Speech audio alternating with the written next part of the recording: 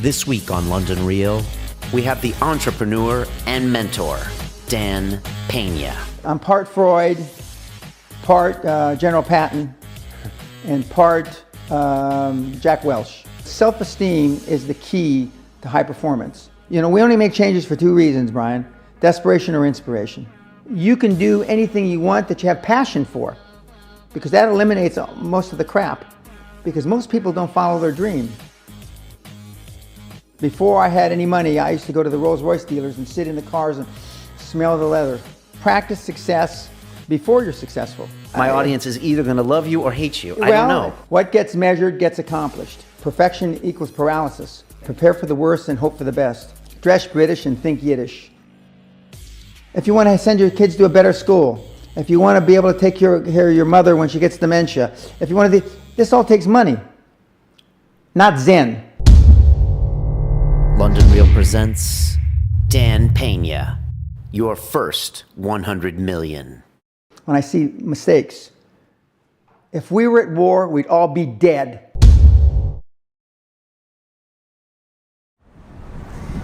I am here in the city of London, which is the square mile known as the financial center of the country, many would argue of Europe. And why am I here today? Well, it's this place that I first came to in London in 1997, many years ago, and it's the reason I'm still here, and I guess it's also the reason why London Real exists in the first place, because I came here back in the day to try to make as much money as possible, and that was a big goal of mine most of my life.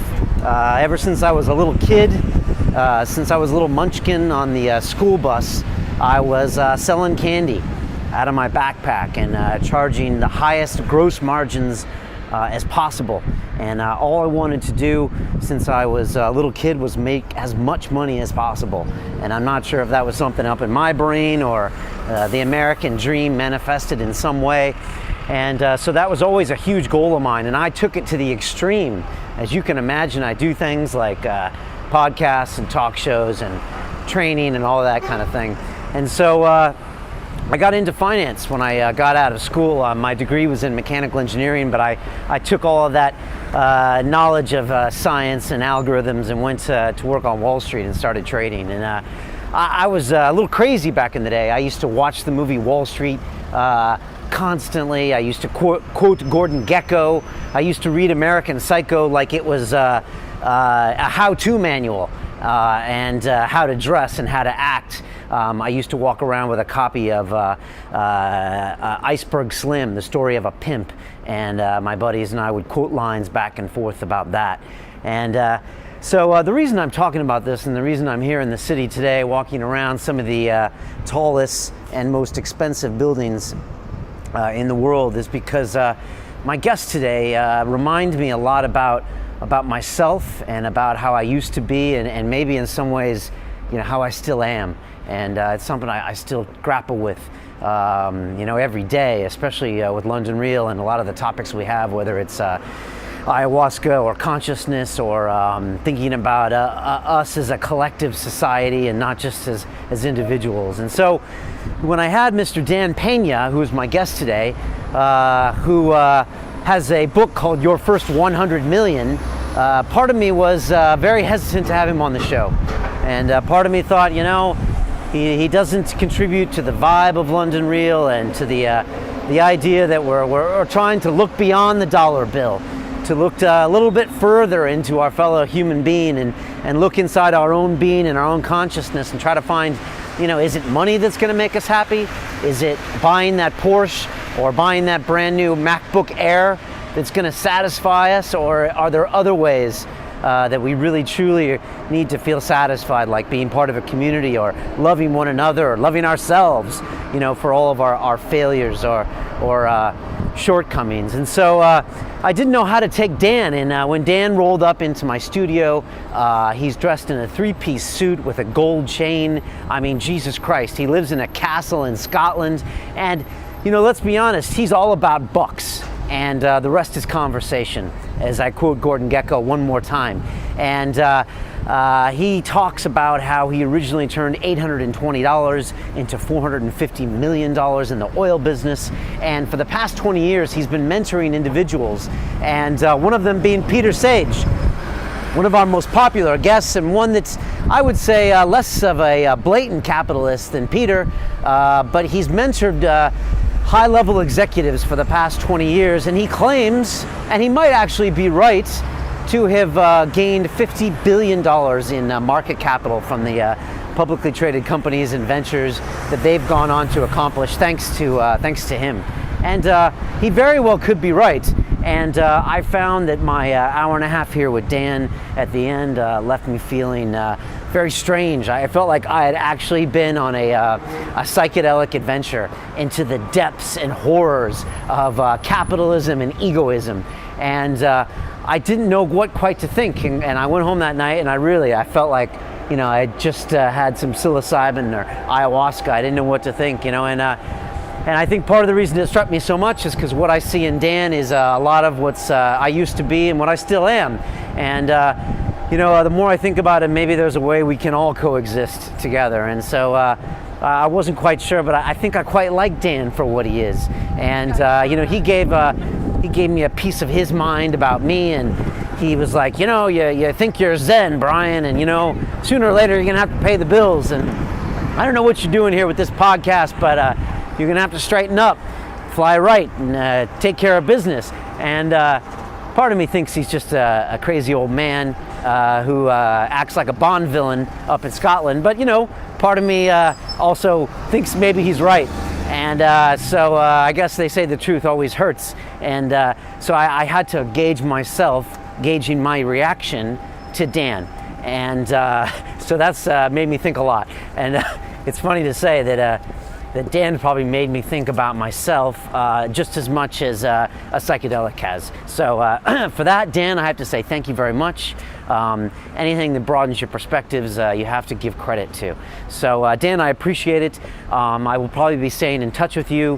Who knows, I might even come up into the Scottish Castle and visit you. And what I do offer to Dan in return for the wonderful knowledge he gave me is I want to throw out an offer to Dan if you're watching this, which I hope you are, since it's your episode, but I would like to mentor you in the fine arts of ayahuasca.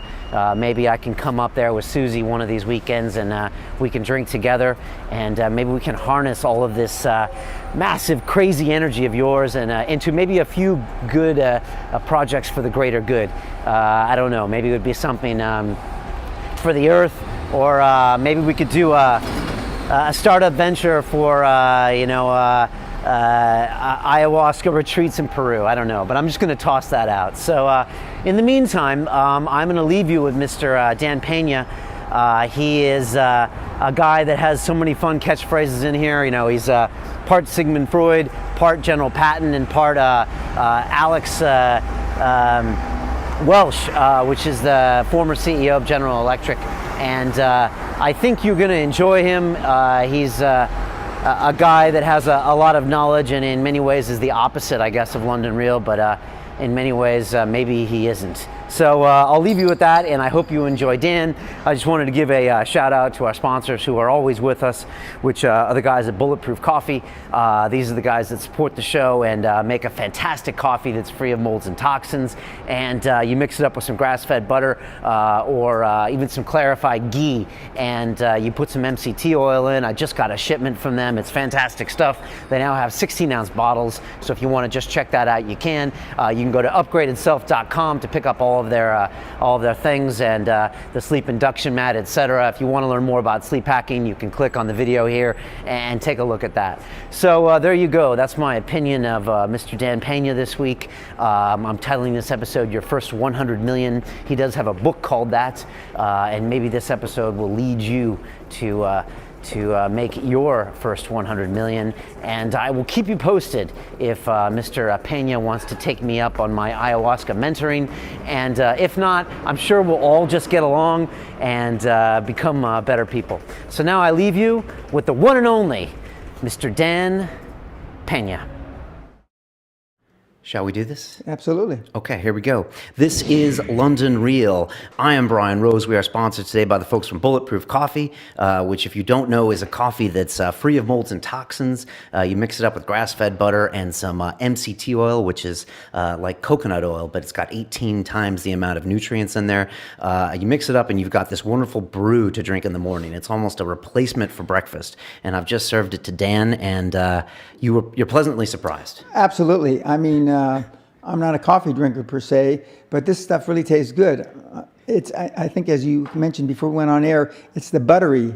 It's the buttery. Yeah, but when you saw me take the butter out, I'm sure you were wondering. Yeah, I thought, well, this guy, this ex-financial guy, what's he smoking now? I mean, he's putting butter in my coffee. Okay. Well, I appreciate the trust you had. Yes, I do. Thank you. So I just want to thank those guys. They also are big into biohacking. So if you want to hack your sleep, I've just put a video out with 5 free tips and 2 free apps that you can track your sleep at night, that kind of thing. I track my sleep every night, by the way, with my smartphone. So it lets me know like my REM sleep and all that kind of thing. Really? So, yeah. I'll show you that I'd be afterwards. be interested in that. Yeah. So thanks to those guys for supporting the show. You can go to their website, upgradedself.com, and pick up their stuff. On with the show, my guest today is Mr. Dan Peña, who is an American-born businessman, entrepreneur, and mentor who lives in a castle in Scotland. Dan, you're like a James Bond villain in that way. And, you're dressed for success. I don't know many people that can pull off a 3-piece suit and a gold chain. That's fantastic. You are the author of the book, Your First 100 Million, which you just gave me a copy. Thank you very much. I guess that's $100 million. Correct. Okay. You've had some amazing successes in the past. I want to get to those later. I believe you turned $820 into $450 million in the oil business, I believe. Correct. We will get to that. But most importantly, our former guest, Peter Sage, who was here, we had him on the episode called Extreme Entrepreneur.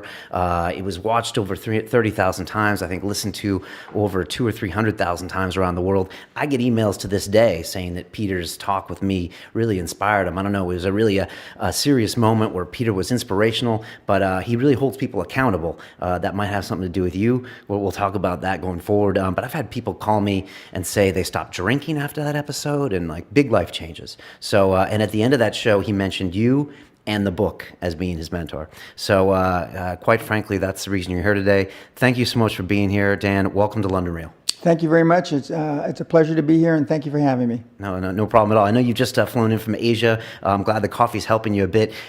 You kind of remind me of kind of the George Patton of the business world. You wrote me one of your emails. You're like, I use harsh and candid language. For people that don't know, when Dan sends me an email, it's in all caps, which to kids these days on Twitter, it's people think you're yelling. But on top of all that, it's all caps and red letters, Dan, when you send me your emails. Big red letters. Big red letters. And the last email Dan sent me, he said, Brian, hope you are ripping the ass out of 2014. It doesn't get much better than that. Dan, what do you tell people that you do when they ask you? What do you say? Well, the last 20 years, I've been a coach, mentor, high-performance coach to the select few that really want to be all they can be. As Joe Batten, who came up with a sales phrase for the United States Army about 15, 20 years ago, he said, be all you can be. Yeah. Coincidentally, Joe Batten and I have been in business together. And for the younger audience that don't realize it, Joe Batten was Ross Perot's mentor. Okay. And Ross Perot is a blast from the past. Yeah. Ran for president against, or pretended to run for president against Bush 1 back a long time ago. He got one of the largest independent votes. Correct. Yeah. In history. He kept Bush from being a president the second time. Right, and that's why Clinton got elected because of Perot. Correct, absolutely. And so I decided to, I was an out-of-work founder and former CEO of a public company, on the London Stock Exchange, and we were in the energy business. We were international, South America. We were in offshore drilling, coal mining, exploration, and we were across the board except for retail to gasoline stations. And the shareholders decided that I shouldn't be there anymore. Our largest shareholder was the Kuwaiti government, and Kuwait had just been invaded by Iraq. Okay, and Kuwait, 1990 or something. Yes, correct. And Kuwait owned 29.9% of our company, the company that I founded. And the stock price went down about 60% because everybody thought the Kuwaitis were going to have to sell assets to pay for the war. Okay. No matter how much I ran around the world telling people that I knew better than that, the stock still dropped. Okay, then it was obvious when the U.S. stepped in to help Kuwait beat Iraq, then they said, well, they're going to need to sell all their assets to rebuild Kuwait, which I also knew was rubbish. All right. Well, we'll get into the details of that. So you left that company. I left that company. They exited me. Okay, they exited you from that company. Yeah, and then I decided, what am I going to do? And a good friend of mine said, Dan, you're a great speaker. Why don't you coach? Why don't you give back until you decide what you want to do the next round? And so I started coaching, and I gave my first Quantum Leap Advantage seminar in May 1993 at the Sheraton Hotel, Los Angeles. And then I gave, shortly thereafter, I gave my first Castle seminar. And I don't give the outside seminars anymore, but I still give the Castle seminars almost 21 years later. That's when people come up to your castle and Correct, it's kind of for a more week. A private seminar. And the whole idea is to be around the ambiance of the rich and the famous, and how it's a different style of living, how butlers wait on you hand and foot, how we dress, we actually dress for the seminar. I've seen your guys, they all show up in kilts. Yeah, well, Is that no, right? that's the graduation night. Okay. Instead of tuxedo, it's the Scottish tuxedo, kilt, black jacket. But I mean, for the seminars, and even the people that are like to wear T-shirts and jeans, they wear suits to the seminar. Okay. And even though I know you can make money, especially in the Silicon Valley type places, high tech, not wearing suits, all I know is when I go into a banker, or even some of my technology mentees go into a banker, the banker feels more comfortable when he looks like you. Yeah, and if you're asking for money, one of my old friends said he always wears a suit. Correct. Yeah, but you're outdressing me today in a big way. I didn't mean to. I just came from a meeting in the city. Okay. One of my old city colleagues, we used to have a casual dress on Friday, and this is from my old company, ICAP PLC, FTSE 100, and we'd come in dressed casual, and he would say, casual dress, casual attitude, and he wasn't impressed with that. Oh, I couldn't agree with him more. But that's not you being a grumpy old man. No, You're being it's not. I was like this 30 years ago. Okay. So you think Speaking of 30 years ago, excuse me for interrupting, today is the 30th anniversary from April 4th, 1984. I came up with the idea, the epiphany, to go public, take something public in London, on the London Stock Exchange. I didn't have anything to take public, so I took an option out on a bunch of assets, and nobody had ever taken an option public before, and that's really, and the rest is history. And that was on the North Sea drilling, the option to... No, the option was on all North American drilling. Okay. But I was riding on the back of North Sea because they had just founded the North Sea. But, okay, and that was 30 years ago. Yeah, 30 years ago today. And that's was one of your biggest business successes. Yeah, it's one of my biggest. It's in the top 10 for sure. Okay. Now, just to finish off with these seminars, you think it's the most important to get these people up to your castle. They're small groups, right? 20-some people? Or 8 to 12. 8 to 12, okay. And so you're kind of a mentor to the ultra entrepreneur, the ultra person. I guess these are people that already have some type of a success or high net worth? No. Not necessarily. The last seminar in January, and we're just about to have one next week, we had an 18-year-old high school student. Really? Who paid for himself. And guess what? How much does it cost? 20, well, without flights, it's 15 grand. Okay. Dollars. Okay. Actually, with exchange rate, it's about 16.5 now. Okay. He's coming again in April, this high school kid. And you charge him full price, Dan? No, students get... Okay. Okay. But you got to prove to me you're a student. Okay. I got guys your age trying to prove to me that they're students, and they send me their bar mitzvah picture when they're 13 years old. Then they show up and they're, 45 years old. No, but student, I won't tell you what the student rate is, but it's a lot less. Okay. But he's coming for the second time because he's making money on the internet. And he makes between $6,000 and $15,000 a month as an 18-year-old high school student, senior. And in fact, but he's coming again in April, and he's got I haven't seen this on paper, but he's got a place at Oxford. Okay. He's considering not going. Now that's a big heavy weight on me. Bill Gates style, Zuckerberg style. Yeah, correct. Okay. And he's that kind of smart. Okay.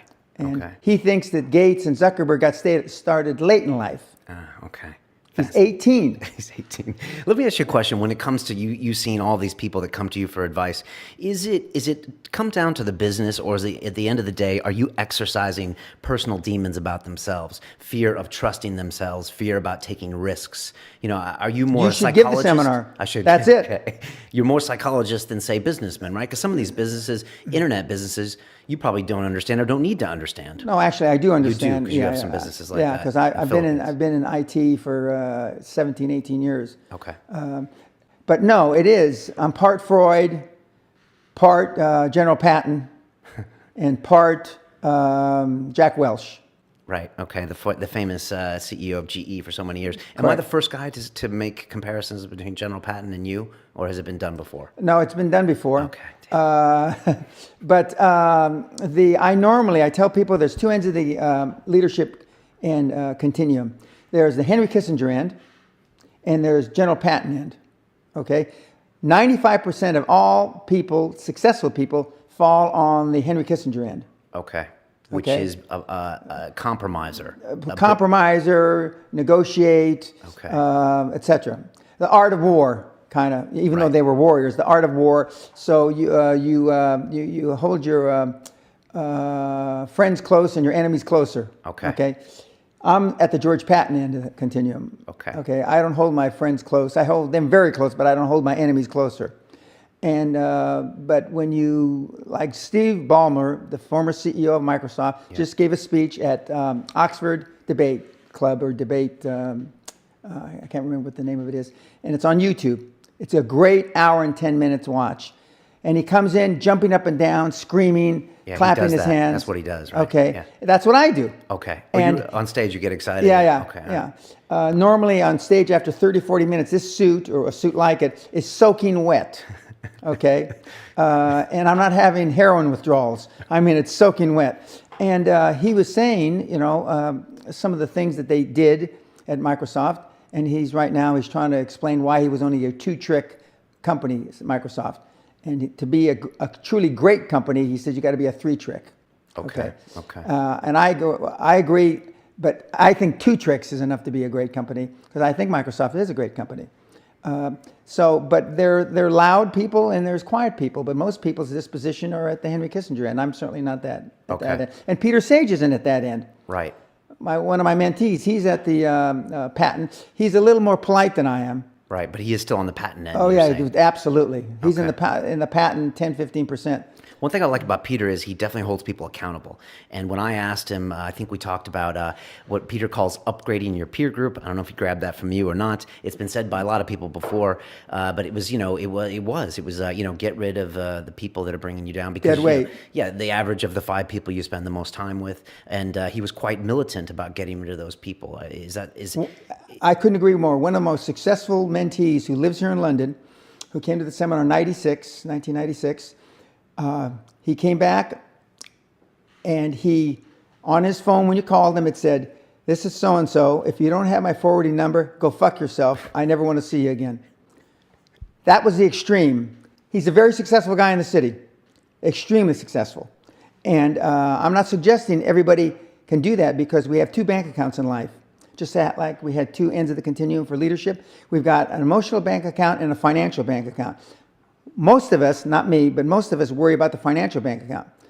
But it's your emotional bank account that you're going to run out when it's cold and windy and you're at night, nobody there to wipe your tears away. It's your emotional bank account, whether you can suck up your pantyhose, a phrase I use, or man up, to use new parlance. Yes. Those are the guys that make it. Okay. And the people that can't man up don't. Interesting. So that's woman up, excuse me, ladies. Yeah, woman up. That's what makes the successful people is you're saying that deep emotional bank account. Passion. Okay. And I guess having a support base too to get you through those times. Correct. Okay. Now, just like in the seminar, the YouTubes that are on about the seminar I give, the first 5 minutes of the seminar we tape in the morning, at lunch, after lunch, and just before we close, 3 times during the week. I have the same fire and passion the first 5 minutes of the seminar as I do the last 5 minutes of the seminar a week later. Whereas the guys in the audience, the gals in the audience, nobody goes to sleep in my seminars because I kick the chairs out from under you. I have this writing crop that I go on and I smack the desk with. It sounds like it's worth the price of admission. Yes, I mean, when I hear people use the terminology that came out about 15, 20 years ago, boot camp. Yeah. Well, I've actually been through a real boot camp. Okay, you were in the service. Yes, I was in the service. I went through officer candidate school, Ranger, and all that stuff I've done. And to call these marketing seminars a boot camp is a joke. I mean, these guys, most of the people that give the seminars would piss their pants if they really went through boot camp. Okay. Okay? And so it's emotionally tough. You know, I wasn't a Marine, I was an Army officer, but it's the guys that are emotionally tough. And that's why I've trained Peter Sage like that, and I've trained a whole bunch of other guys to be more emotionally tough and to look within, okay, and to practice success before you're successful. One of the stories, and I know Peter remembers it, before I had any money, I used to go to the Rolls Royce dealers and sit in the cars and smell the leather, touch the leather, okay? And these days, this is 40 years ago, I went to $1 million houses, and my wife and I would walk through the house, and they'd say, when are your parents getting here, kids? No, we are the buyers, okay? And to get used to it, and that's the reason the castle is so effective. And the reason I stopped giving outside seminars is that the success rate is almost 5 times greater going to the castle, having a butler wait on you, dressing, thinking more of yourself, because self-esteem is the key to high performance. If we feel good about ourselves and we hang around with people, the average of the 5 people that we are mostly around is who we turn out to be. And Peter has articulated that very well. And it's not for me to tell you who his friends were 18 years ago. That's for him to say. But they're not the same people that are his buddies, if you will, today. What do you do when you see a guy that comes into one of your seminars and you can just tell he's kind of a little bit emotionally unstable? You know, if you yelled at him to man up, he might just break down, but you can see he's got real potential there. You know, how can you get someone to get strong that way? Because I break him down in the seminar, but then during the private time, I build him up. Okay. Okay, because we've had plenty of people cry in the seminar. We've had one psychiatrist pass out, because we have medical doctors, Harvard doctors. We've had one psychiatrist actually pass out. And we've had a big 8 accounting firm, now big 4, that actually went to potty in his pants. Okay. Okay. And he's still around in the city. Okay. Okay. And if I name the firm, you probably could guess who it is. Did he learn something from you? Absolutely. Okay. Absolutely. He's now one of the big muckety-mucks for one of the big 4. What's the first thing that you see when people walk in, as far as the most common thing you see from people that they need to change about Lack of self-assurance. Really? Lack of self-esteem, lack of self-worth. Now, they think they have self-worth. Right. They think because they've made a few bucks. But in actuality, and when they measure it against the other 8, 10, 12 people sitting around the table, they realize, or they start to question, hell, maybe I was just lucky. Now, all of us, when you're only a one-trick guy or gal, think, was I lucky? Now, I've done it so many times, I know I wasn't lucky. I might have been lucky the first time, but I haven't been lucky the 15, 20, 40, 50. I know that. Okay. But maybe I was lucky the first time. And maybe that's why I get such a great feeling of pulling the guys across the goal line. But they all have it's like the first date you ever went on. Do you remember asking the girl? Yeah, I think so. Terrified. Okay. I was too. I practiced in front of the mirror. I practiced in front of my mom. I practiced in front of my little dog. And I was still scared when I asked her. And then I saw her at our 30-year high school reunion, and I said, Dan, my God, why were you worried about asking this woman out? All right, we'll get back to that one. Let me ask you another question. When people come into your seminar and you're looking to kind of change them in some way, how long does it take you to figure out what's wrong with them? No more than a week. Okay, I thought you might say like 30 seconds. No. I said no more than a week. Okay. Because some people don't talk. See, some people won't talk, and we have exercises, we have role playing, because raising money in the city or in New York or in Tokyo or in any place, it's a matter you've got to be able to interface. And so we do financial role playing. We show them how to get board of directors, because I'm a big proponent of the dream team. How you get accountants to represent you on a success fee basis, which everybody says is impossible. Happening today in London as we speak. Today, I just came from a meeting, a success fee meeting. Today, April 4th, 2014. But if you go and you call up an accountant, they'll say no to that. Oh, what are you, crazy? Right. Okay, what are you smoking, kid? So it still happens. And so it's all about communication, because communication is message sent, message received, and then message acted upon when I want you to do it, not when Brian wants to do it. And that's leadership. And so, but I can tell normally in 30 to 60 seconds whether it's going to be hard work, because I give them a free year mentoring program after the seminar. Okay. For 1 year. So that's why about a third of my time is pro bono, because I'm spending a third of my year learning these over a year, 25 to 35 business models better than they know it, because make them give me weekly reports. And in some cases, daily reports. If I really think you're shiftless, and I got any chance, because I want to make everybody successful. Okay, Brian, I can tell. You walked away from such and such, you did such and such. Daily reports. You want daily reports after the seeing this? Yeah, after daily reports. Daily reports. Yeah, you got to whip me in shape, Dan. Well, I think that's not for the audience is still here. Me talk about the person, the charming fellow that's interviewing me. All right, so Even though you're from San Diego. Yeah, but you're from Los Angeles, right? Correct. No, East LA. East LA. Okay, your surname's Pena. Peña. So you are a Mexican American. Yes, correct. And you're a long way from home. You got that right. East LA. I mean, come on, this is East LA. This is, how old are you? You're 70 next year. No, yeah, I'll be 69 in a couple months.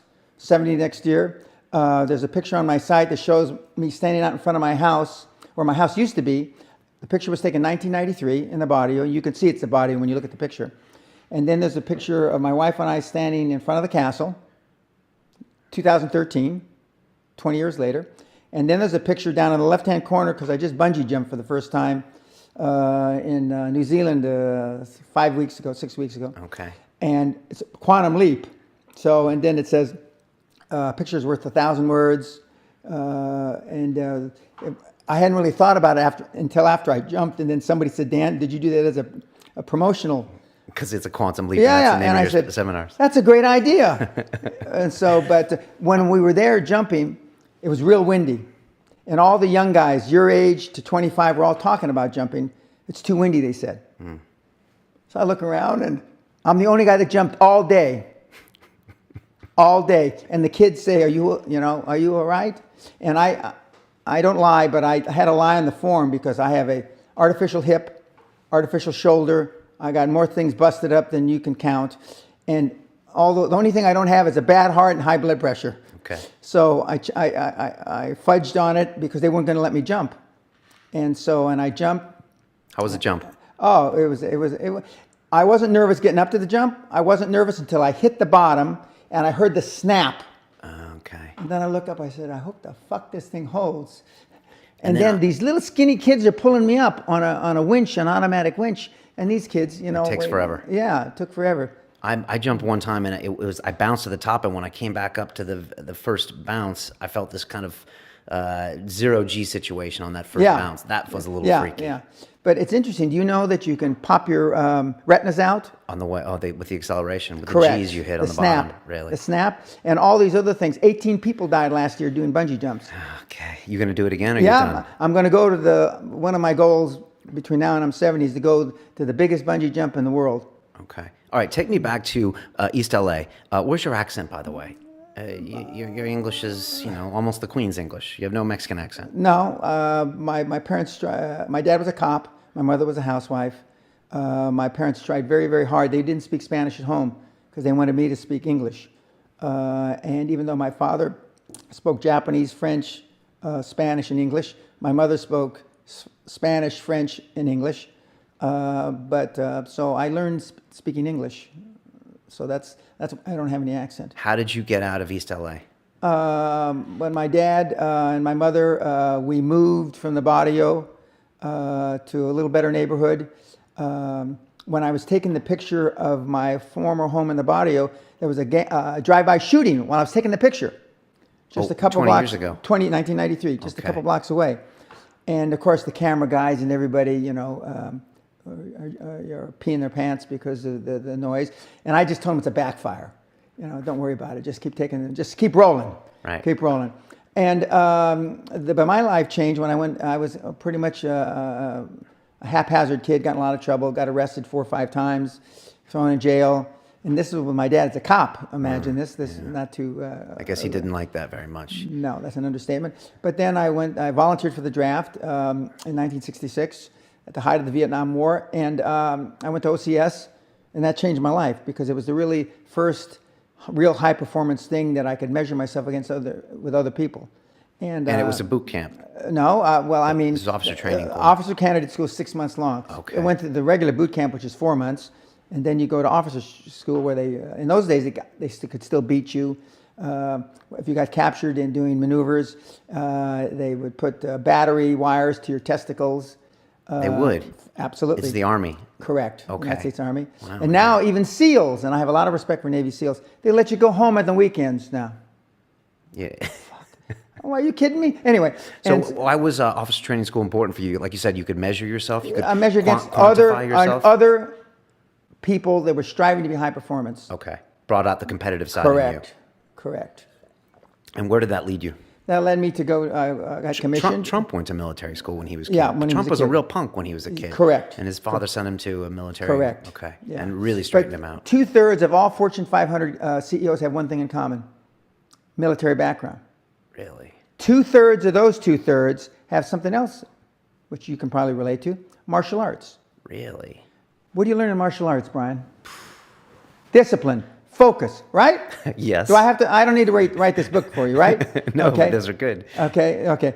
So it changed my life, and I came out, and I originally thought I was going to be a regular Army officer, but the Vietnam War was winding down, and I knew that I wasn't going to get to be a general quick. And speaking of generals, Tommy Franks, who was the commander of Desert Storm 1, went to OCS same time I did. Okay. But he stayed in the military. He stayed in the military. Okay? Do you ever regret not staying in the military? Sometimes when I say sarcastically, tongue-in-cheek, sometimes when I have an interview like this, if I'd be a 4-star general, I could just tell you what I wanted to say and not have to answer questions. I'm being facetious now.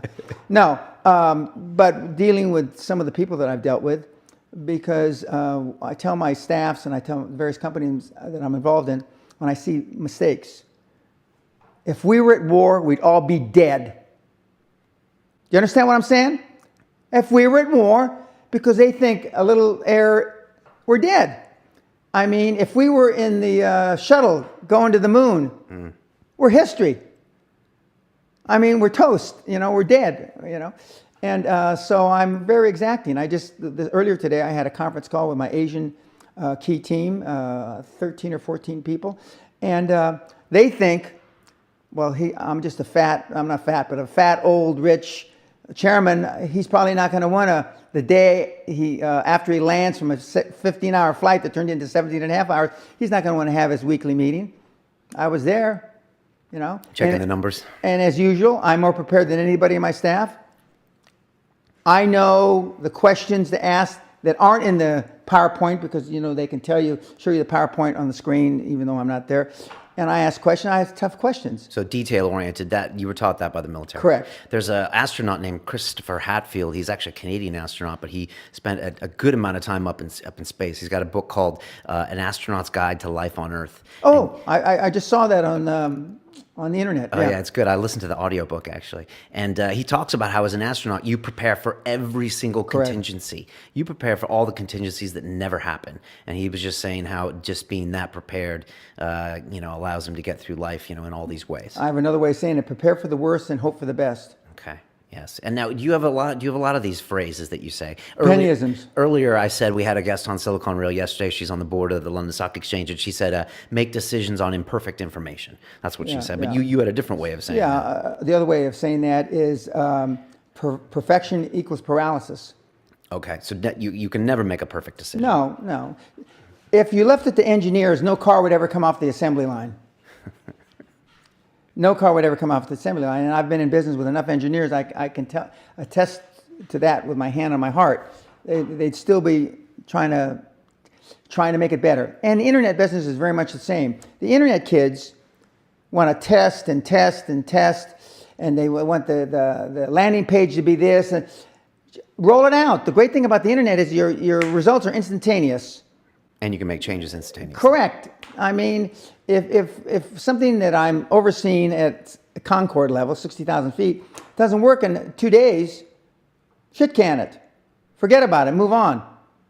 And today at our meeting, now the young kids are, we ran it 3 days, sir, and we closed it down. And they are thinking I'm going to ask why. I said, no, that's fine. Next, because without them making mistakes and without them being allowed to make the decision, they never get any better.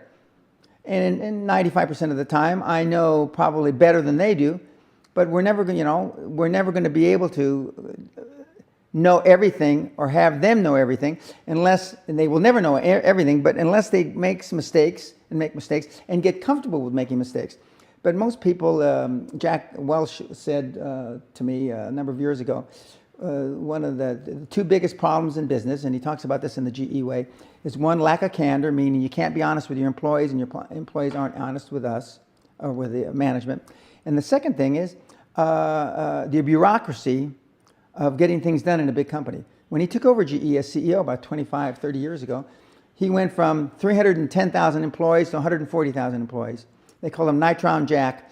He killed all the employees off, but he left the buildings. A neutron bomb doesn't destroy buildings. Yeah. And he also had a system that every third year you roll out 20% of the bottom performers with new people. Interesting. The truth of the matter is he rolled out every other year 40%. Because there's nothing wrong with trying to build a high-performance environment. Another one of my great influencers is Toyota automobile. He wrote a book called The Toyota Way, and he said, constant supervised stress. Constant supervised, actually I think he used the word organized stress. What does that mean? It means keep people accountable, just like Peter Sage says. Right. Keep people, what gets measured gets accomplished. And I have signs on most of the business I'm involved in. When you walk in the door, there's a big thing about as big as that painting there. What gets measured gets accomplished. Right. Without measurement, you're just fooling yourself. I've just recently had 2 Google employees in here sitting in that chair, actually, and they have quarterly OKRs, which is like a very specific, quantifiable, accountable goal. And if they don't hit that, apparently you need to hit that like 4 in a row to be even considered for promotion. So that's how they do it there. And they're public, so the whole company can see how you're doing. Absolutely. And you can see how everyone else is doing, including the CEO. Absolutely. I couldn't agree with him What more. are your other big role models when it comes to public company CEOs or other like company managers, even today or in the past? Well, one of my own mentees, who's the CEO and chairman of Alcoa, Klaus Kleinfeld. Okay. He was CEO of the 20th largest company in the world, Siemens. He came to me as a middle manager in 1997-98. In 2005, he was promoted to CEO of Siemens. And he's a systems, processes guy. He's a smart guy, but I helped him to get more focused. He's a great leadership guy. He came to speak at my seminar to celebrate my 20th anniversary a year ago this month at the castle, and he says that, and I knew he has senior management meetings from his direct reports twice a week, Tuesday and Friday. That come from you? Yes, I have senior management, Tuesday and Friday, okay? And the reason it's not Monday is because some of the people aren't as focused over the weekend, so I give them a day to get caught up before we have, and I always make the management meetings at night. Do you know how popular it is to go to a management meeting on a Friday night? Oh, yeah. So you see who's really dedicated? Correct. Okay. Interesting. Let me ask you something. Besides the business practices, is there other things that you teach at some of your seminars, or the things that you hold yourself accountable, whether that comes to like exercise, mentality, meditation, that kind of thing? Or is that important to be successful in business? Absolutely. Exercise is critically important. I don't meditate, but a number of my mentees do. Why don't you meditate, Dan? I'm pretty zenned out without doing that. Okay, you're a pretty zen guy. Yeah, no, not zen in the terms like the audience may think. Okay. Okay, but I'm high on life. Okay. Okay, and that became popular in the 60s when everybody was doing LSD. Right. Okay, but I'm high on life. I always have been high on life. I've got a lot of energy. I have the same energy I have today as I did 30 years ago. And so I have found a need to meditate. So you're naturally a positive person. I'm 100% positive. Okay. You know, the most contagious thing in the world isn't a positive action, it's a negative thought. A negative thought. And because that can grow geometrically and kill deals, kill even companies for that matter. And so, but I'm extremely positive, you know. I still believe the Wall of China can be built without all the modern equipment. They say now, even with the modern equipment, that the Wall of China can't be built. They say the pyramids can't be built, even with modern equipment. I don't believe that. And the great thing about working with young kids, they don't believe it either. If I tell them you can go do this, we just wrote in one of my newsletters, a 23-year-old kid from Australia went and raised $100,000 in Australia in Melbourne. No assets, no co-signatory, no guarantee. $100,000, kid doesn't have a pot to piss in or a window to throw it out of. Okay, so he's optimistic. No, I'm optimistic. You're optimistic. And he came to the seminar in September. Okay. And so you have a lot of young kids at your seminar. Yeah, we have, but we have some old. The last seminar was 18 to 52. Okay. Now, let me just finish with your routine. Exercise is important for you? Exercising, I exercise at least 6 days a week. Wow. And I got up early, exercised this morning. Most of the hotels don't have good gyms. Yeah, I know. Yeah, I mean, some, with greatest respect, some, where I'm staying now, pencil neck geeks must go there because well, you're a weightlifter. Well, so I used to be a big weight, weightlifter. yeah. But I'm still stronger than almost all the other 70-year-old guys that I know. There's a couple exceptions to that. But exercise, what you put in your body, food. I don't drink very much. Once in a while, like last night, I had 2 glasses of red wine, which is an exception. At the seminar, I drink more because if I don't drink at the seminar, nobody drinks. Right, because they're all worried about what you're going to Correct. think. Okay. So I drink more, and I normally gain 2 or 3 pounds during that week, which takes me a month to get off. It takes me a week to gain, but a month to get off. And I also don't have much time to exercise during the seminar because I'm spending all my, other than the 10 hours a day in the seminar, the extra 5-6 hours a day, I'm talking to you on special time, talking about your personal needs, your wants, your desires, telling you what I changed, how I changed your business model. I used to do an exercise, I don't do it anymore. You give me your business model in 120 seconds and I'll tell you in 60 seconds whether it will work, if it can't work, how to fix it, or whether to shit can it. Okay, that's your specialty. Correct. But you probably charge a lot of money for that. Well, I do. But I used to do it at the seminar, but I'm only right 95% of the time. And so everybody thinks they're the 5. Expression. Yeah, Okay. they think they're the 5%. So now I just work with them, and especially since we added the mentor program 4 or 5 years ago, where I mentor you for a year. Right, they get that from you. Yeah, they get that from me. And is there anything, would you demand that your guys not only give you those progress reports when necessary, do you sometimes demand that they exercise? Do you demand that they write their goals down or write a gratitude journal? Or do you make them do other things? The report has got 15 items to fill out. One is how much daily exercise, okay, how much time on your affirmations, how much time on your goals, how much time building a dream team, how much time on creating new contacts that are high performance people that are outside the average of the 5 bums that you hung around with before the seminar. And some of those people that are detrimental to you, unfortunately, are your family. Because, you know, as a parent, we all love our kids and we try to do our best, but we're not trained to be a high performance person. We're just not, unless you're a Rockefeller, unless you're a Kennedy, which is instilled in you for generations. Parents don't have any clue. The only benchmark that we use, did he go to Harvard? Did he go to Stanford? Did he go to Oxford? But there's a lot more benchmarks. Peter Sage is a good example. He didn't go anyplace. Right. So you're saying you should get rid of your parents potentially? No. But just remember, they can love you, but giving you business advice is a joke. Okay. Unless they fall into one of those categories I just mentioned. Right. Talk to me about work-life balance. Is this something you instill on these guys? You're talking about Friday night meetings. You know, do you say that people should take 2 of the 7 days off? Where does that come for you? Is there any work? No. I'll put it like the CEO of AOL said to on a Bloomberg interview about 2 years ago. And he said the kids were saying, you know, he was in, I forget what school he was at, but he was being interviewed and he said, well, you know, I'm having trouble getting enough rest. And he jumped out of his chair and said, fucking rest? You can sleep when you're 30. He says, I want somebody that works 28 hours a day and bleeds through his eyeballs. And you agree with that mentality. Well, I don't need the blood to his eyeballs, but But you think more work is better. no, more smart work is better. Okay. Most people make play at their work. Just because you might work 12 hours a day doesn't mean you're working 12 hours. You're staying busy 12 hours a day. Right. Right. Okay. Usually the people that tell you they're working 12 hours a day aren't the ones that are working. Yeah. Usually the people that tell you how many hours a week. I still work. I'm retired at 60, 70 hour a week.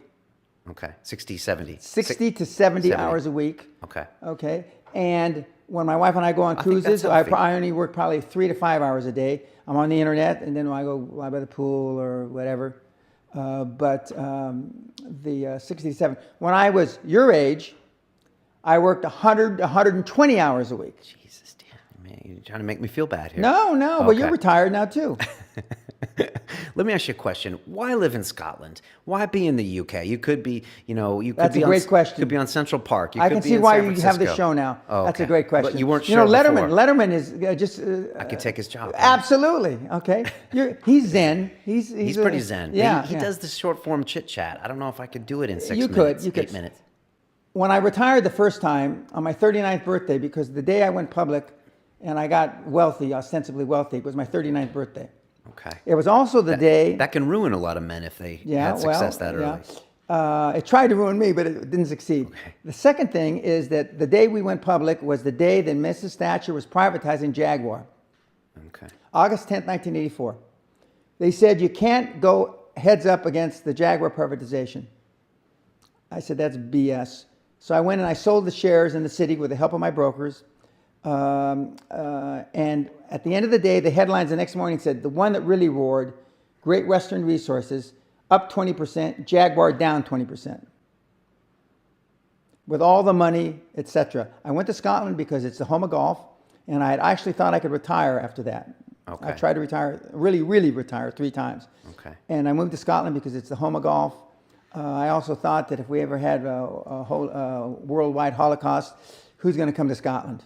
Okay. You know? Oh, you mean like a World War III? Correct. Okay, you're Yeah, far up north. Who's going to come to Scotland? Right, and who wants to go to the Arctic? Right, Yeah, so- yeah. Well, and I wanted to be in a castle on an island. Not the kind of island I thought it was going to be, but Britain's an island. So, Right. as my wife would say, yeah, it's on an island, Dan. It's close enough. Singapore's an island. Yeah, yeah. But you didn't want to go back to the States. No, I left the States in 1981. Okay. Um, I'm an American in London, and I must say, I like being an American in the UK. And tell me if this is true about you. I find that I feel like just as much of a Londoner as the Queen in this city. And in a multicultural city like London, I think everyone who lives here is a Londoner. But as an American, I find here I almost can get away with being the American. And if I'm a little hard talking or a little fast talking or a little brash or a little bit like, what's going on here, guys? I get away with it because they're kind of like, well, he's the American, and Correct. that's what Americans do. Do you find that that's yes. applicable to okay. you? It's easier now to be an American than it was 30, 35 years ago. What was it like when you were Well, I first used to here? wear a bowler. Okay. I wore a bowler and I carried a brolly, and this has been my uniform for a lot of years. And British inspired. correct. And why? Were you assimilating? Well, I was taught by some very smart people a long, long time ago. I used to be with the Onassis Group. Konstantin Gratsos, the CEO of Onassis Shipping, who was the right-hand man for 60 years of Aristotle Onassis. Onassis, right? The Greek shipping. Yeah, he says, Dan, just remember, dress British and think Yiddish. I've never heard that. Yes. But I like that. Yeah. What does that mean? That means, well, dress British. Right. You know, not being braggadocious, but this is a Savile Road suit, you know. Very formal. Yes, and think Yiddish, think in a canny manner, think shrewdly. Nothing derogatory at all. It's a great compliment. Okay. And the one thing about the Scots are canny, shrewd people. Yeah, very real. Yeah. Yeah. They're very real. Yeah, they're almost the opposite of what you'd expect British high society Yeah. to be. They're kind of the counterbalance. Correct, and that's why the Romans built Hadrian's Wall. Right. To keep the them Picts, or the Scots, as they were called, Picts that they used to be called, from England because they were crazy. Okay. So you've always dressed like the Brit, but have you embraced your role as the American over here? Not so much now. I've been here so long. You know, it's a lot of people think that they ask, what kind of name Pena? They can't say Peña. What kind of name is Pena? What kind of Scottish name is that? They think you're Scottish. Yeah. Well, you look kind of, you could be Scottish. Yeah, I right? could be, you know. I'm a light, fair-skinned, blue-eyed Hispanic, so, I mean, I can get away with it. Do you ever feel ties to, your Latin roots? Did you ever have any desire to reconnect with that whole side of your heritage, or not? From time to time, I do. But no, my parents didn't raise me like a Hispanic. They thought, rightly or wrongly, I think correctly, that I had a better chance at being successful in life, and they didn't know what that meant.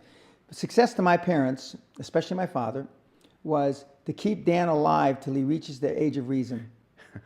Now, he wasn't sure if that was going to be 20, 30, or ever. Did he state this goal to you? Yes, he did. Wow. And you Okay. probably thought he was crazy. No, I got in a lot of trouble. I Okay. mean, I was arrested a few times. Mostly, my arrests were alcohol-driven. Okay. Alcohol-driven. Dan gets drunk and does some crazy stuff. Yeah, or induce other people to do crazy stuff. Okay. So I guess Gang leader. Yes, I guess I've had these latent leadership qualities even as a kid, and then he lived to see me be successful. He didn't understand what I did, and the only thing he ever asked me, I got a big award in 1981, ostensibly the most successful Hispanic in the United States from the Latin Business Association, and he said, "Just tell me it's not drugs."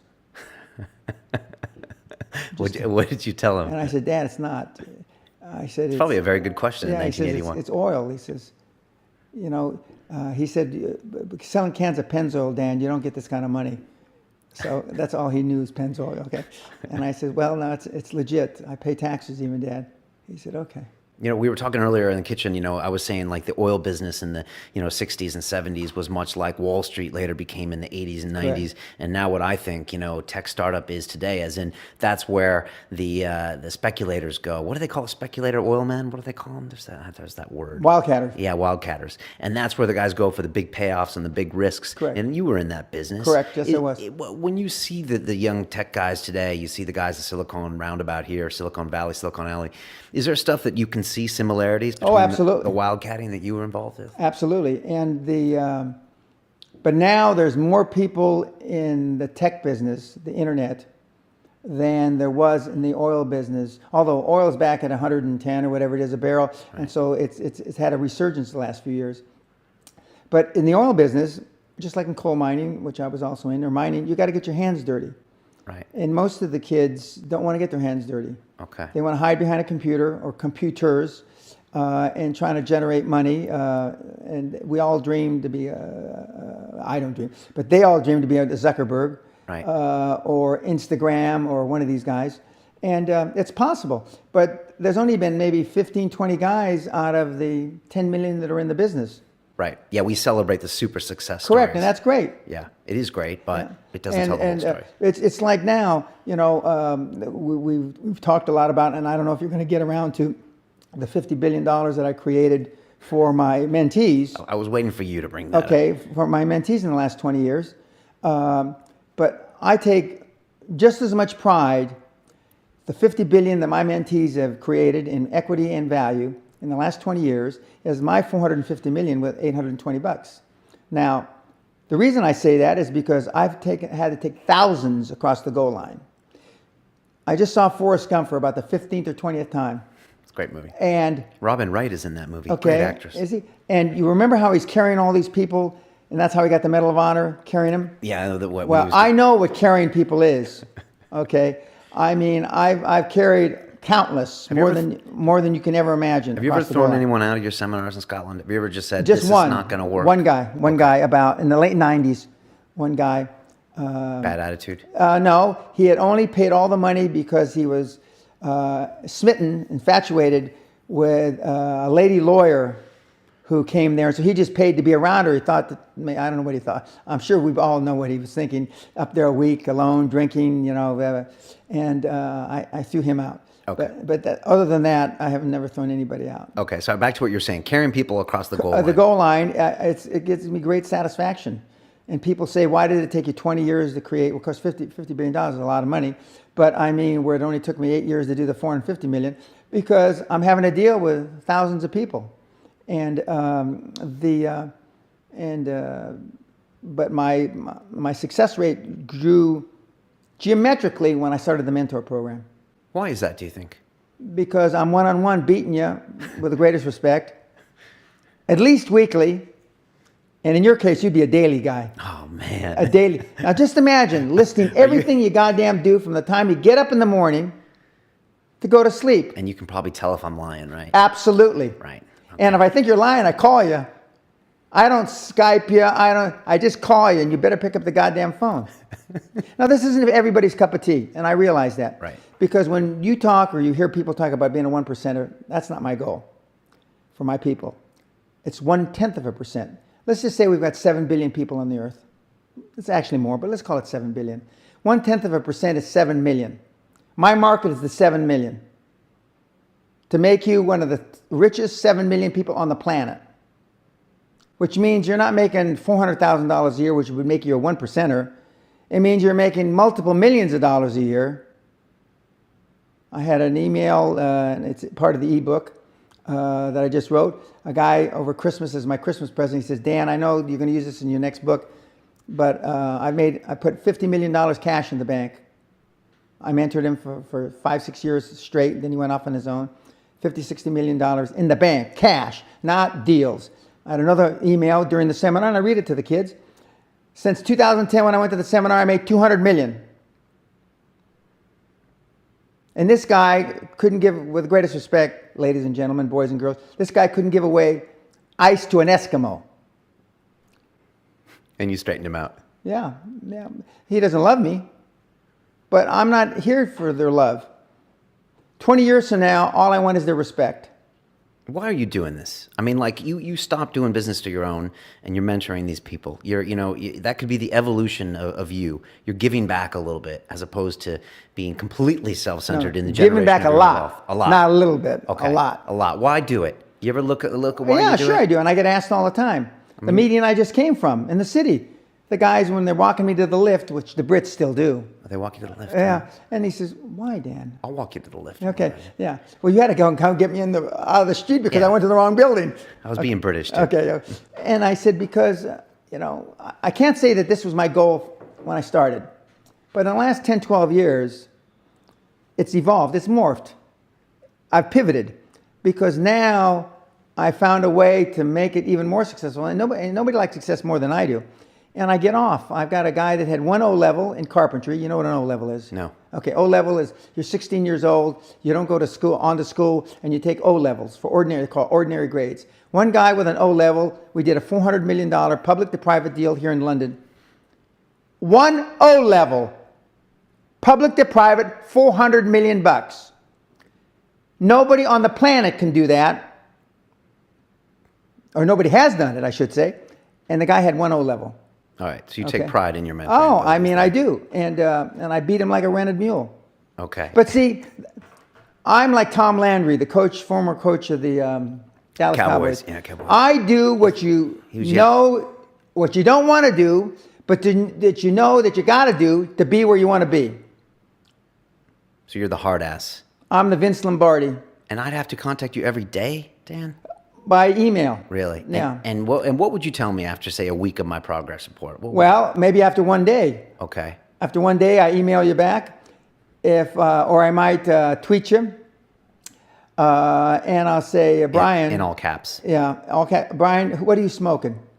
And I said, do you actually want me to? I don't smoke. Huh? I don't smoke. No, but I know you know what I mean. Yeah. You know, do you actually want me to believe this is true? I said, if I get another one of these, there's only going to be one more of these, and then since I'm mentoring you for free, I got nothing to lose. Because, and I don't mean this sounds really rough to some of the kids that are watching this. Nobody that I mentor is going to change my life. Right. Zero. But I can change their lives. And every single person we figure I've touched minimum 250,000 people is maybe much as 1 million. If you just count videos or people that know but people, if you just count traffic on my website, 250 to 300,000 people, that's a minimum because we subtracted for people that go on the site more than once and done all that stuff, all the permutations and the Google Analytics. So 250,000 people, and I've got people that said, you help me make 50 grand. I have people that say, you help me make 10 grand. And I have so many, 500,000, 1 million, 5 million, 25 million, 50 million, 600 million, 1 billion, 12 billion. Okay, all right, we understand. So you're successful at this. Yes, I am. What when are you going to want to stop doing this? You're turning 70 next year. Is this something that's in your DNA that you feel really good that you have human contact with people, you're always constantly trying to solve problems, you have a scorecard in the net worth you generate? Are you slowing down? Are you going to change things up at all? No. Are you ever going to go back and put something on yourself again? I know you get involved with businesses here and there. Do you miss? Probably not. This is more fun. I don't know whether to shit or go blind. What does that mean? That's an oil field term. Means that it's happiness. Okay. I mean, it just I really enjoy it. And one of the reasons that I'm as lucid as I am is when you got to keep track of 20, 30 models. And understand them. Now, most coaches, life coaches, in my judgment, don't understand. They know the platitudes. They don't know really about Brian. They don't know what you really tick. They don't know you are the way you are because your mother did this, or your sister did that, or your dad always had a favorite and it wasn't you.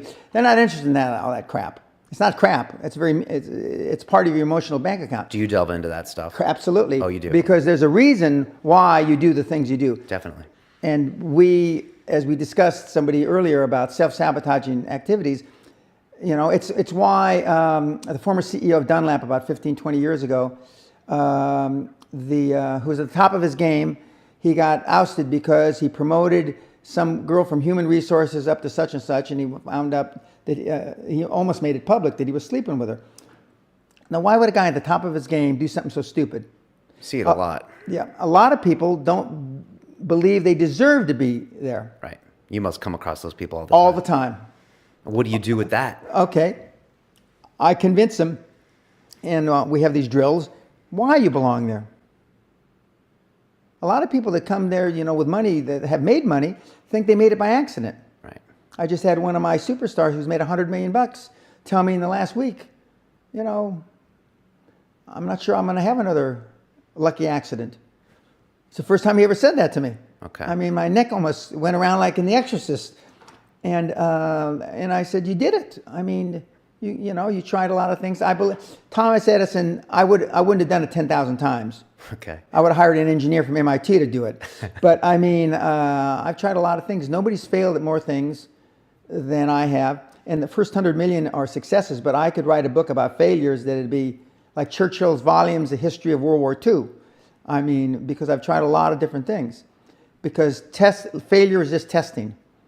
And one of the reasons I've been so successful in generating this equity and value in my kids, and I call you all kids, is because I convince them that making a mistake is okay. Your parents probably told you, you can be anything you want. They did. That's bullshit. It's a very American thing. Yeah, but you can't. That's horseshit. You can't. If it's all juxtaposed, Obama is a great example of the juxtaposition of life. Okay. Okay? I don't agree with his politics, but I admire his audacious goals. Audacious goals. God bless him for that. Or Allah, or whoever you want to bless him with. Right. And but you can't be. You can be anything you want. You can be president and not have gone to an Ivy League school. Not likely. Okay? You can be prime minister and not have gone to Oxford, Cambridge, University of Edinburgh. Not likely. So, but what you tell them is that you can do anything you want that you have passion for, because that eliminates most of the crap. Because most people don't follow their dream. Like they say in The Sound of Music, you can't have a dream come true unless you have a dream. Now, I still dream. I dream in Technicolor. I say my affirmations and goals every single night, or at least 5 nights a week. When I'm on the plane, 15-hour flight, I didn't do it on the plane. Okay. But I have done it on the plane before. Is this like 10 goals and 10 affirmations? No, I have 20 affirmations, 17 goals. And these are constant, or you write it? No, they change. They vary. Okay. Affirmations are things you believe about yourself. Can you give me two or three of them? I feel great being 200 pounds like I was when I was 43. You look great. Yeah, thank you. And I weigh 210, so I'd like to lose another 10 pounds. But if I never lost another 10 pounds, it's not the end of the world. okay? But me striving to not gain weight keeps me where I am. Okay, affirmation. I feel comfortable living, comfortable, excited, and privileged living in a penthouse in Trump Towers. Okay? Of course, I'd go to Trump Towers. I'd look at them. I'd smell them. I don't have to do that now, but that's what I used to do. I've been driving Rolls Royces since I'm 26 years old. And you affirm that that's okay. That's all right. That's all right. Yeah. Okay. It's not everybody's cup of tea. That's why we're only after the small percentage of the people. Plus, I normally save this for the last, like sex. It all comes at the end, but I'm going to tell you now. Okay.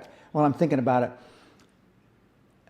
It's bloody hard to be a high-performance person. Which I want to make sure I look into the camera. Are they all looking at me? They're all looking at you. Okay.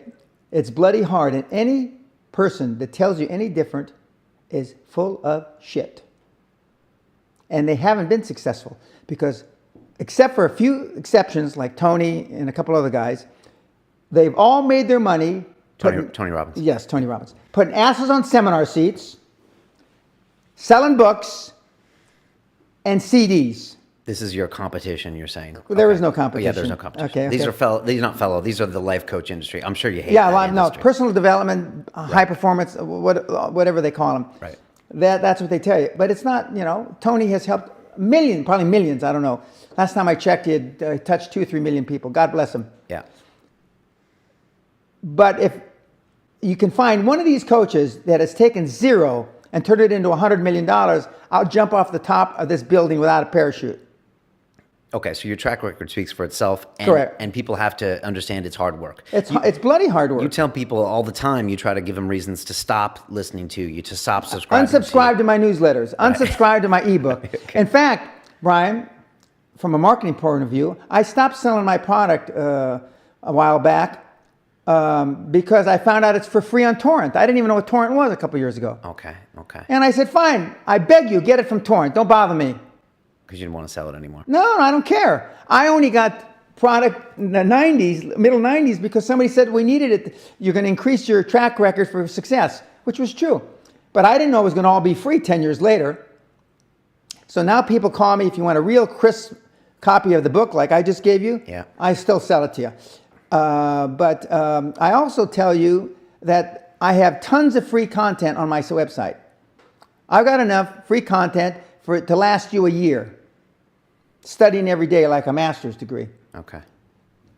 But if you really want, and maybe that'll make you a millionaire. If you're not, it'll make you a few bucks. But if you really want baptism by fire, you figure out to scratch credit cards together, whatever you have to do to get to the castle seminar. Right, and see you in the castle. I also have a student plan for young kids. Right. And I've got some other stuff, but let me ask you a question. We're very zen here on this show, and we talk a lot about. I'm here anyway. Yeah, you're here anyways. Exactly. We like to shake it up here and try some different things. What if I said to you, okay, this guy is going to be ultra successful. He's going to make $1 billion. What if I said, Dan, why does it matter what he makes? It doesn't matter. Or my question is, to you, that is the ultimate metric of success. No. Money's not the only thing in life. But it's the only thing anybody keeps track of. It's measurable, accountable. Since the pharaohs. Okay, right. Size of the pyramids, etc. Okay. It's a metric you can keep track Correct. of. I wouldn't say it's the only thing people keep track of. No, it's the only thing that you write down. I keep track of the lives I change now. That's a new metric for me. Okay, that's a good metric. I like that. Okay. Metric. I hadn't really thought about it, whether it's Zen or not. It probably is Zen. It is a little more Zen, yes. But don't give me too much credit for Zen, more than I deserve. But it's not for everybody. But what I give you, Brian, is the ability to have more choices. I have more. I'm just assuming I have more money than you. So I'm going to say that I have a lot more choices than you do. Because you have more money than me. Correct. And I support 3 orphanages. I support 160 girls my wife and I adopted. We support 25 nuns, a few priests. We support the prevention for cruelty to animals. We support all kinds of stuff because I have more choices in life. I take 4 or 5 months a year traveling with my lovely wife because we can make more choices because we have been successful. I've worked over 40 years. She's almost worked 30 years. Do you ever think your money can hinder you in some way? No. If you work hard at it, no. People that don't work, like the young kid Justin Beaver, whatever his name is, Beaver, he's yeah. getting in all the trouble. Yeah. Okay. Well, he's young. But anyway. If you had that much money at 21, Lord knows what you'd be doing without the military. Without the military. Yeah. But what he needs is to go to a real boot camp, that kid. That kid needs to go Do you ever see guys that come to you and that their success or their obsession with financial success is really plugging an emotional hole that they should find some other way to sort out? No question about it. Really? No question about it. And so, and we're not always successful. We're successful most of the time. But we try to make them understand why they've got that emotional hole. And and when we have the private time, you bring in husband and wife. I talk to the husband separately and the wife separately. The husband thinks that everything's Jake, meaning everything's cool. Right. Okay. The wife says, I'm going to leave him next month. And he has no idea. What a dipshit, you know? Okay. Of course, guys aren't that smart about stuff like that anyway. Sure. So, he thinks I love the business. I hate the business. I hate going to the office every day. I hate him and now I hate him going to the office every day. And you have to be in touch, and again, it's communication. In touch, but not just your feelings like in a Zen, but you have to be in touch with other people's attitudes.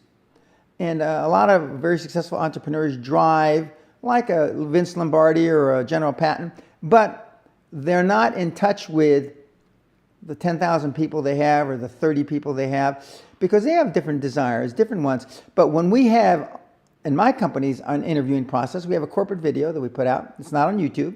We have a corporate video that has some of the people that I've trained with some very successful people. And there's one theme across, and I'm just going to give one example. Ted Turner just gave his 75th anniversary party on CNN a few months ago. And he makes a couple of comments, and he says, number one, and I'm not suggesting this for everybody. It's how I live, though. First 10 years of my starting CNN, I slept on my couch. I didn't have an apartment. Bill Gates slept in the office. Steve Jobs slept in the office. And I can go down a whole list. Now, these are super successful, mega wealthy guys. I slept in my office. Not everybody's willing to make that sacrifice. But it's not the only thing. But even if you don't sleep in your office, if you want to send your kids to a better school, if you want to be able to take care of your mother when she gets dementia, if you want to, this all takes money. Not Zen. I never paid a bill with Zen. Okay. I never heard of anybody paying a bill with Zen. Yeah, but I would argue that once you have enough money to live or live reasonably well, that extra 10, 20, 100 billion dollars doesn't necessarily get you incrementally happier. No, but it can make somebody else incrementally happier because you give it away. My children aren't getting any of my money when I die. Good. I like that. Very Warren Buffett. Okay.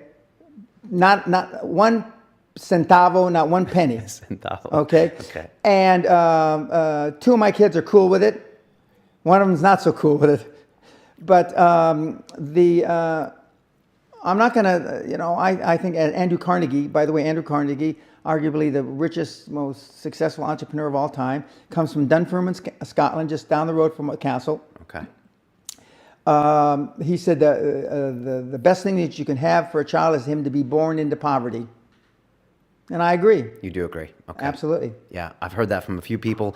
We had the astrophysicist Neil deGrasse Tyson on here recently, and he said the same thing. He said immigrant parents come to America, they make it all really well, and then they spoil their kids and they miss the immigrant experience. So correct. I see what you mean by that. My mother, forgive me, Mom, swam against, as legend has it, swam across the Rio Grande River from Mexico to Texas. She was born in Mexico.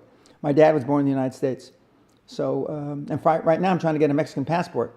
Really? Because my mom was born there. It's not so easy. Okay. Interesting. Let me ask you another question. First of all, thank you for your persistence for contacting me and coming on the show. I appreciate that. I always learn things from people that come here.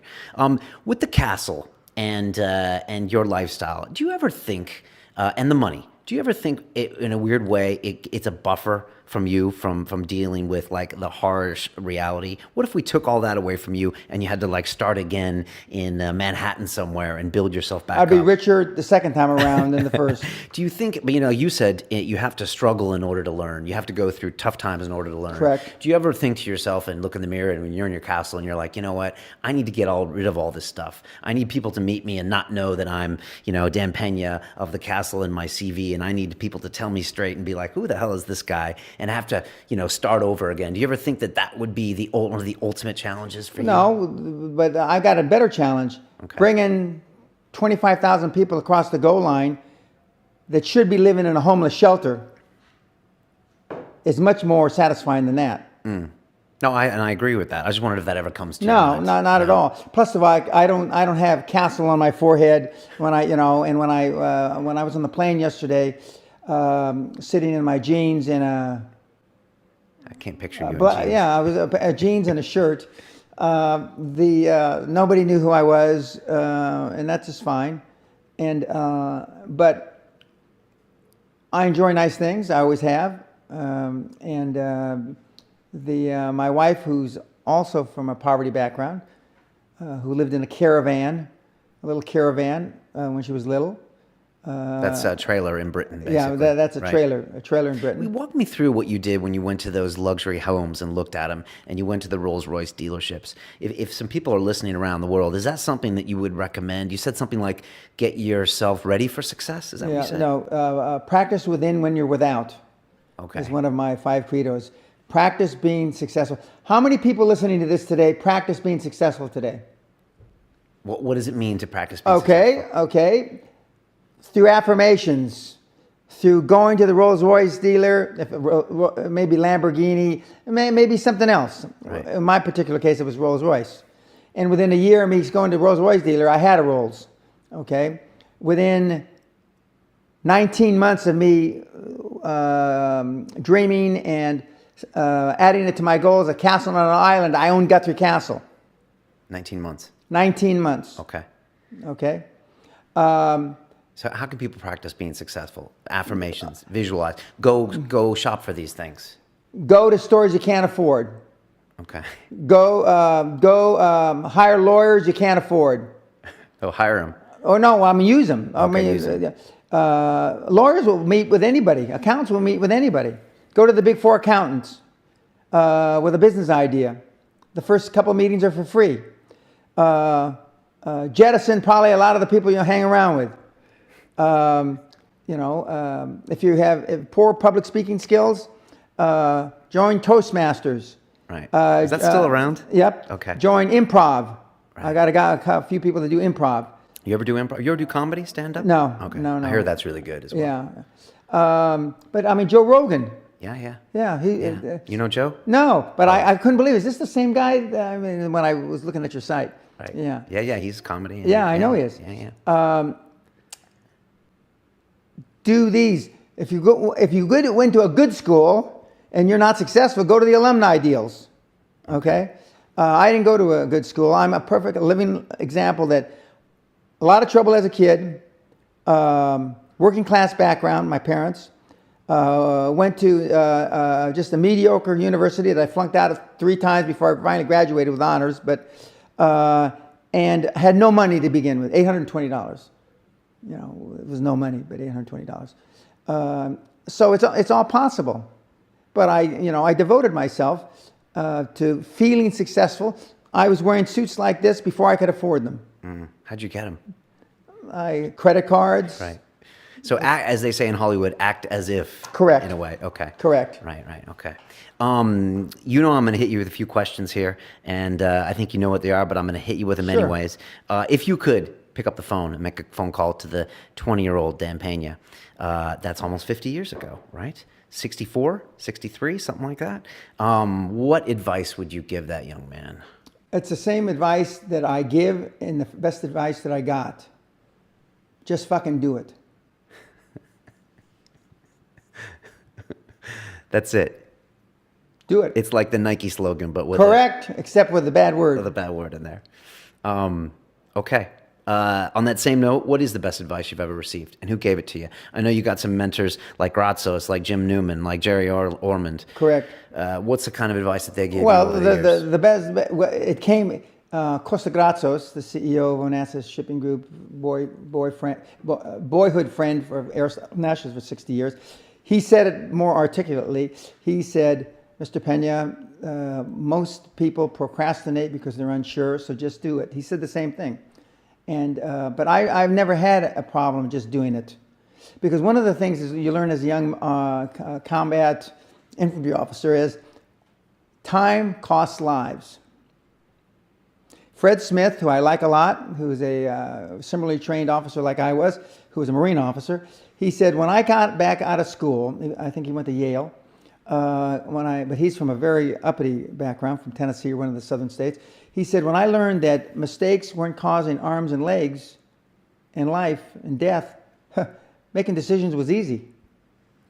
Similar for me. We overanalyze because we're unsure. We don't overanalyze because we are not sure if it'll work or not. We're more worried about, on the emotional side, it embarrassing us. And many of the Asian cultures, carry that to the 10th degree, losing face. Putting the family name in dishonor. Correct. Okay. Correct. Do you have a lot of Asian people that come to you for help? We have Chinese, Indian, Malaysian.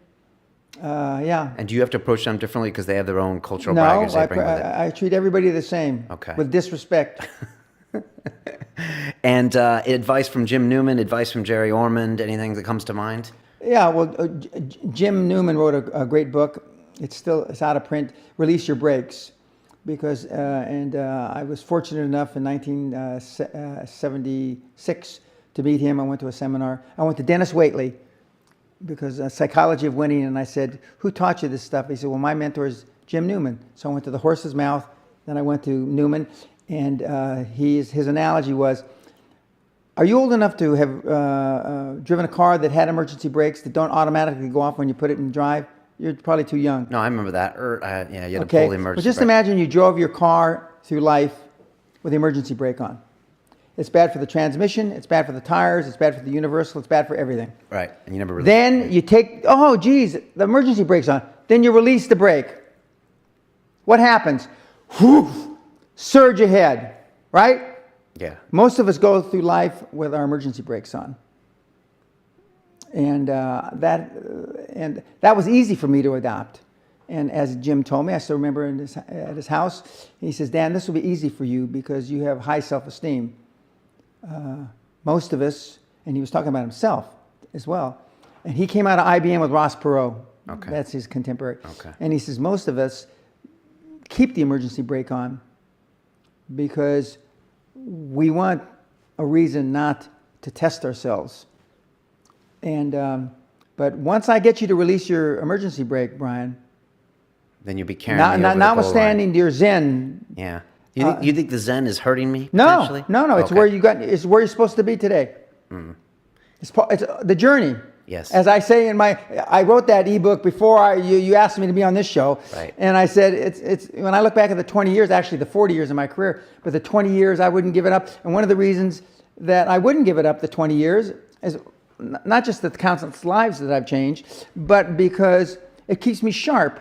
I have to talk to, tongue-in-cheek, people a lot smarter than you come to the Castle seminar, and they keep me on my toes. Right. Now, it's not too often that I get caught, with a conundrum I can't figure out, but it does happen. We've had people as high as 170 IQ on the show, and as low as 90. Okay. We give you a test. Take it on my site, a success test.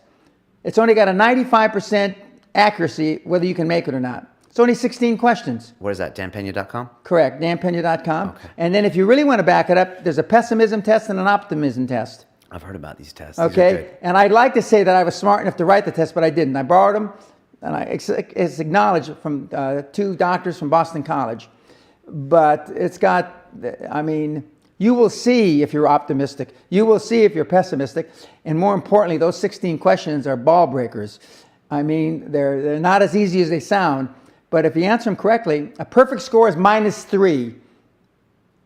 and we send by computer. We send it back to you. Okay, I might take that test. Okay, take it. I will. Okay, let me know. Well, I'll know what your score is anyway. You'll see, right? Because I get the big printout, and they'll say, "Don't, don't, don't." And you can call me up and yeah, and I'll say, "You need the daily reports, Brian." Do you ever have someone that comes to you and they come to one of your seminars, and then the week after you're like, I don't know how I'm going to help this guy. I don't know what I'm going to do. I'm going to have to go back to the drawing board. I'm going to have to get really creative to try to find some way to motivate this guy. No? No. Okay. No. No. Because I have you fill out paperwork like this before you come to the seminar. So you know all about them. I know more. Just reading I ask questions about your business that you haven't even thought of. I believe you.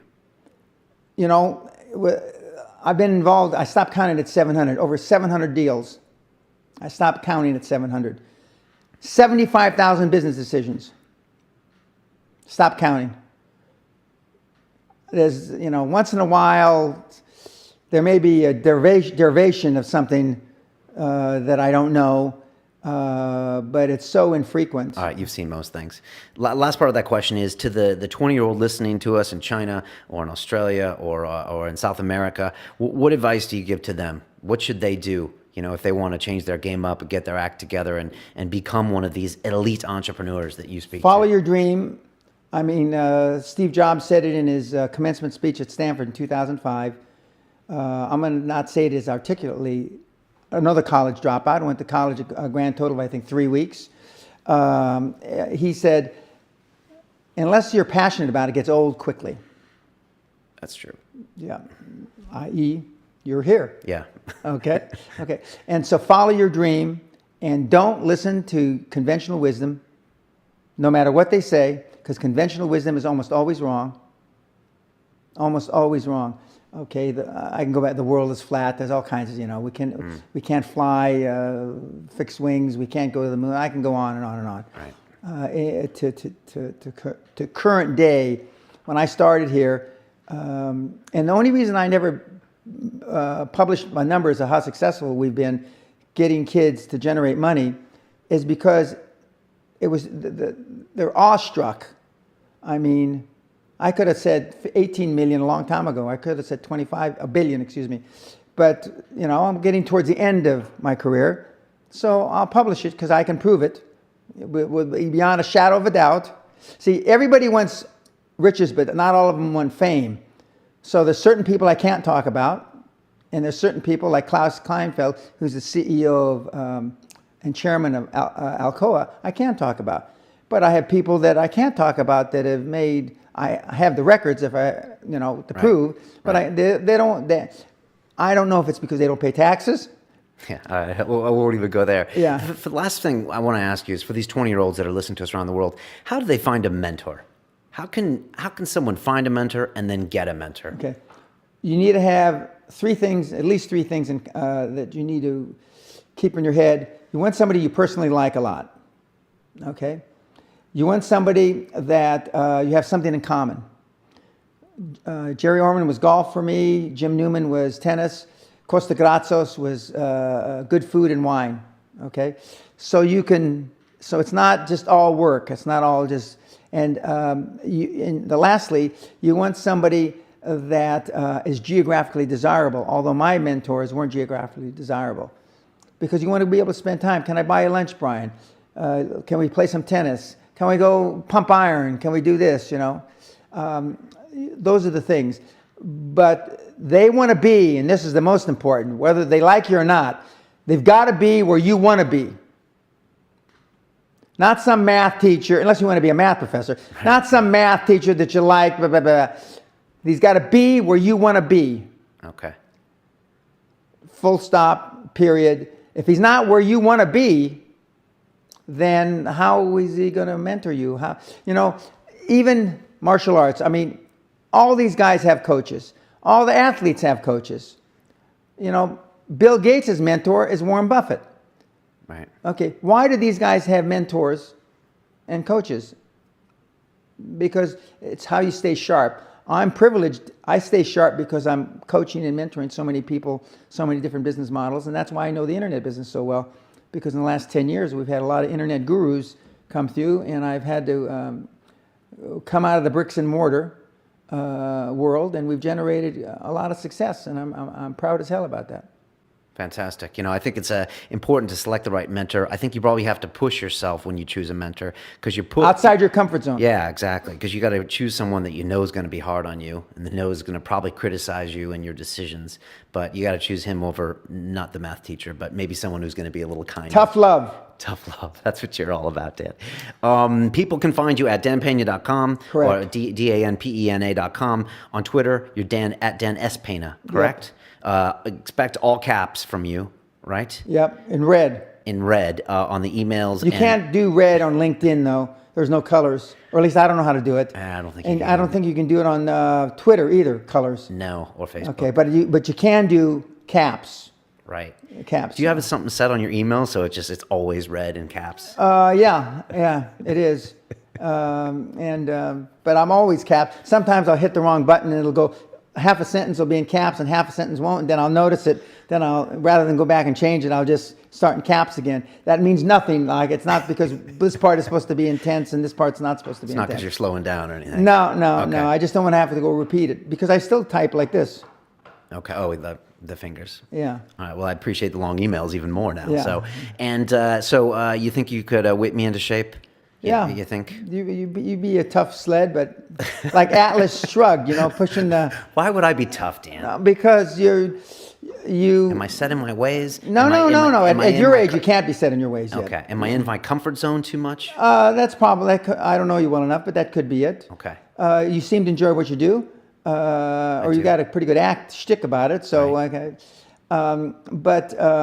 There will be a life beyond London Real. Yes, there probably will. Yeah, I'm sure. You're too young. I don't think you can do London Real until you're 55 or 60. It's not likely. Okay, this is good. Come on. Yeah. Give me a few minutes free consultation. No. Here. I mean, it's I don't know what you're passionate about. You seem to be passionate about health, what you put in your body, martial arts, working out, staying fit. And there's some people that make a living doing that. Sure. I have got a couple of mentees. One of the most successful physical fitness centers in the Washington, D.C. area is one of my mentees. And, but if we only make changes for two reasons, Brian: desperation or inspiration. Okay. That's it. There aren't any others. People don't come to me unless they're desperate or they've had an epiphany and they're inspired. Dan did something like this. I want to do something similar. Then they come to me. Okay. I have spiritualists come to me, channelers, all that kind of stuff. Because, by the way, for the audience, most spiritualists, channelers, etc., psychics, get tired of dealing with your problems between 3 and 7, maximum 10 years. Then they start writing books, and they know they can't make a living doing that. Then they start doing CDs, and they can't make a living from that. So then they go back to, $300 or $500 an hour. You need to be doing, in my judgment, when you're done with this portion of your life, find something that you're still passionate about. It seems to me health, science, diet might be a road. We explore those kind of things. I do enjoy communicating, No, but I mean, David Letterman, I told you that earlier. Right, maybe he should watch his back. Well, I guess he's leaving, so. Yeah, he doesn't have to watch his back. And they're already talking about DeGeneres taking his job. Really? That could be interesting. She's a high-performance gal. She's great. By the way, yeah. I interviewed a guy a few months ago who used to be the personal assistant to Tom Cruise. Okay. And he was going to come to the castle, but he must have had some stories. What? But the only thing I wanted to know, not about his personal life, just give me an average week from Sunday morning to Saturday night. He said 80, 90 hours, not shooting movies. 80, 90 hours. He gets up every morning like he never made a successful picture.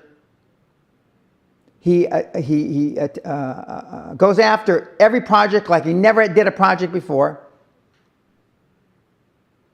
After 30 years of success. But is he happy?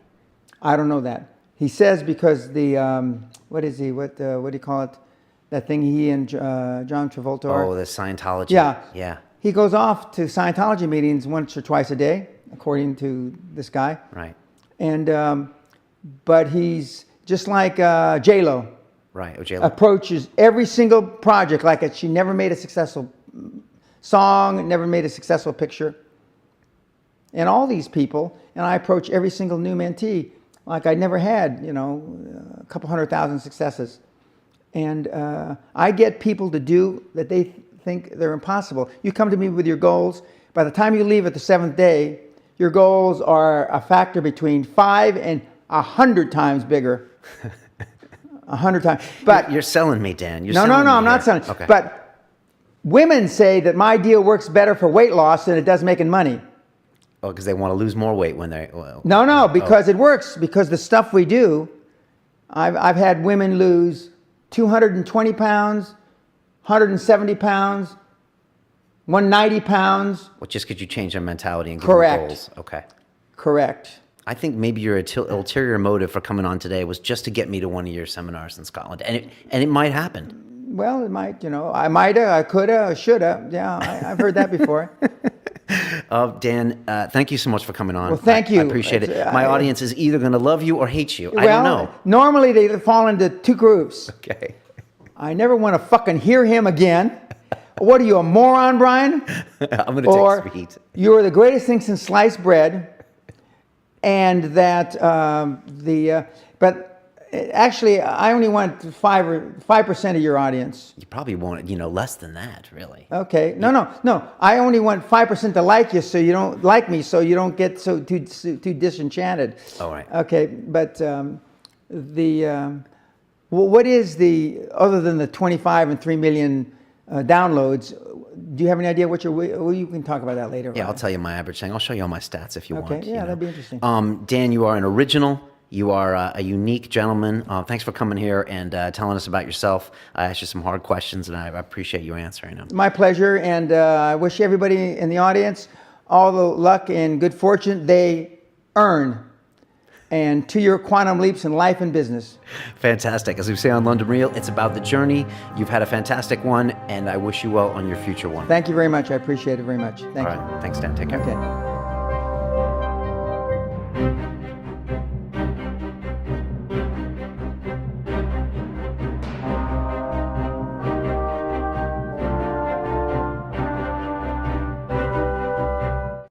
This week on London Real, I have a one-to-one chat with extreme entrepreneur Peter Sage. Because most people have a death grip on how they think reality should look like, and all stress comes from life not fitting your pictures. When you're not forcing something and you're actually enjoying everything that you do, you attract all of these people and all these energy and all these opportunities. 100%. I'm no longer sitting on the shore waiting for my ship to come in. That's Disneyland thinking. That's never going to happen. People love to hear the victim story. That's all the news is. If I understand other people rather than project my own model of the world onto them, then I'll have a little more tolerance in my life. I'm curious what you think of psychedelics. A ship in a harbor is a safe ship, but that's not what ships are built for. That's one of the coolest things I've ever heard.